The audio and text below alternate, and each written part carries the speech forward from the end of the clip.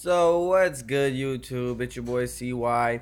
Just got out of class, back about to hit the Madden lab. I actually got some content coming out in about not even an hour right now as we speak. Um, that's gonna be part two to the Strong Pro mini scheme, the heavyweight that I'm releasing, and I must say that has become one of my new favorite offenses, and you guys should definitely be checking that out. The Strong Pro one is just nasty, guys. Like, people don't know how to cover those pass plays. You'd think it'd just be a run formation, but no, the pass plays are what make that formation, because if they try to actually cover the pass, then the run opens up. It's a little backwards, but that's just how it is. Anyway, so what we're gonna talk though today is I got a couple things I want to address. Sure. So a commonly asked question is, can I drop some gameplay? Blah blah blah. Actually today maybe. The only problem is, like, I don't ever have the time. Like, to be completely honest, the time that it takes to actually edit out a gameplay video, to take all the nonsense that people don't want to see out of there, such as, like, I don't know, all the in-game cutscene stuff, is just very. It's just a lot. It's just a lot to do that. So I do offer something. That's not saying like, oh, I'm a phony, my gameplay don't work. But here's the difference, guys. I will play anybody that wants to go into a normal game. So like, if you want to see some gameplay, or you want to see how it works in game, just drop your gamer tag in the comments below if you're on Xbox, and I can go one-on-one in a game with you and show you some stuff, or run a game with you and just, I guess, prove to you that it works. That's the best I can really do. If I have some days that I have a lot of time, today I got some time, I guess, I might get some gameplay uploaded.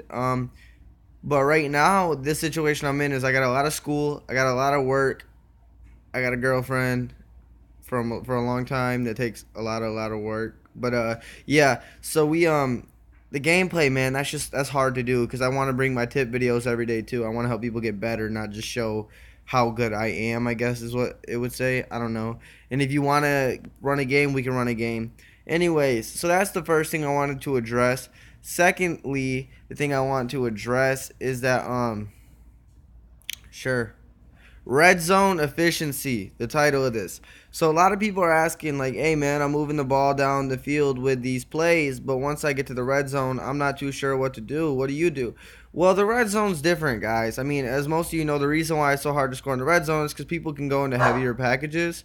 Man, if that dog doesn't shut up. People can go into heavier packages and still shut down your pass because they have a lot less ground to cover. So that's what makes scoring the red zone tough. Everybody knows that. The whole field shrunk down and the zones are more concentrated. So what a lot of people are doing, though, is trying to run the ball, just pound the rock in. I do that sometimes too, but it depends on the person you're playing. If you notice the person you're playing likes to blitz a lot in the red zone, which I've noticed there's two different types of players in Madden. There's people, when you get in the red zone, that will guess the run and like run commit on you, and that makes it very hard to pound the rock in, obviously. And there's people that will sit back in zones, and there's not really an in-between. Some people mix it up, but they're doing one or the other. They're playing max coverage, or they're forcing you to make a decision, pretty much. They're forcing you to make an executive decision. You just have to learn the patterns of the player you're playing. Now, what I like to come out in personally is I like to come back out in the single back trio formation that I have on my channel that you can go check out, part 1, part 2, all of it. The single back trio formation is what I like to really use in the red zone, because it really helps that toss play in there. Oh man, forget about it. I ran that thing in from the 7-yard out, 10-yard out, whatever, to get it in there. But when you're up close, it's even better. You just got to get the edge. And what they'll do, though, if someone's in a man blitz, a lot of times, and they're man aligned, since it's a trio, there's not going to be anybody to the right side of the field. So your guard's going to pull around there and hook the corner, whoever's over there. There's only going to be one person. You're going to be able to get the edge over there, or you can be able to get the edge on the left, which is going to force them to spread out, which, if you guys remember, the halfback dive and the halfback delay, if they're running cover 4, then I'm going to run the halfback delay, because that's an amazing, out of the single back trio, that's an amazing draw play. So that's going to eat that up. And then if they're going to concentrate down, then the toss is going to eat them up. And then I have the halfback dive or the 0-1 trap out of the gunwing tight. Another thing I like to do, and then if they're run committing on me, a lot of times I'll just run the little curl flat slant play I have out of that. That's the first audible in that, I believe. You can go get this set up in from the video. So that's what I like to do once I get it within the 10-yard line, guys. Another thing I like to do, though, if I think I've been out muscling my opponent or I want to, I'll come out in that gun wing tight formation that I have showed you guys. And I'll run that power O, and that play works wonders on the goal line. I promise you, you get it back with a little bit of power, and for some reason, like, you can go right up the middle, or you can go right off the right. It's just nice. It's just absolutely nice, and you can power right through people all the time with that. So for the red zone, that's what I suggest doing. You have to stay committed, and you can't just have a scheme for the red zone. It's more so how your opponent's going to defend it. Says I got a very bad connection. Okay. So yeah, that's more of a reaction to how your opponent's defending you versus how you're going to attack him. The red zone, you're starting to play into your opponent's territory. Like, the defense is at an advantage, so you can no longer try to keep the defense guessing. The defense is trying to keep you guessing at that point. That makes sense. They're no longer playing defense. When you're in the red zone, when you're on defense, you're kind of playing offense. You're trying to attack your opponent and force him to adjust what he is doing. If he's trying to pound the rock over and over again, then you're just going to keep run committing over and over again. The same as if someone was trying to play coverage, you're just going to keep pounding the rock at him. You see what I mean? So it flips the script once you're in the red zone. So that's how you have to really talk about the red zone. You can't think of it as like you're just trying to do what you did all the way down the field, because that's not going to work.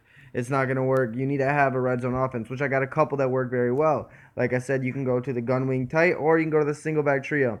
Probably going to have more coming out. I also like to fiddle around with the strong pro and the goal line.